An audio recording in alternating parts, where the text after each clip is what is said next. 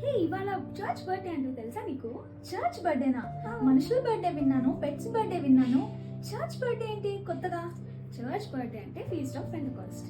Oh, feast of పెంతెకోస్తా. తెలుసులే కానీ సరిగ్గా తెలియదు, అంతే కదా. మ్మ్. సరేలే, నేను చెప్తా విను.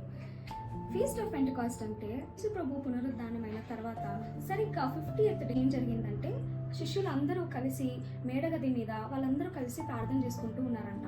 అప్పుడు ఏమైందంటే సడన్గా ఒక పెద్ద శబ్దం వాళ్ళకి వినిపించి వాళ్ళందరూ ప్రార్థన చేసుకుంటూ ఉన్నప్పుడు పరిశుద్ధాత్మ శక్తి వాళ్ళందరినీ కమ్మింది. వాళ్ళందరూ పరిశుద్ధాత్మ శక్తిని పొందుకోగలిగారు. మొదటిసారిగా వాళ్ళందరూ అన్య భాషలో మాట్లాడగలిగారంట. అప్పుడు ఏం జరిగిందంటే వాళ్ళ పరిశుద్ధాత్మ శక్తిని వాళ్ళు పొందుకొని, పునరుద్ధానపు శక్తిని వాళ్ళు పొందుకొని దేవుని ఆత్మతో సత్యముతో ఆరాధించడం వాళ్ళు ప్రారంభించారు. ఆ తర్వాత దేవుని సువార్తను చెప్పడంలో వాళ్ళకి ఒక సిద్ధపాటు దేవుడు కలిగించారు. మీ అందరికి కూడా హ్యాపీ ఫీస్ట్ ఆఫ్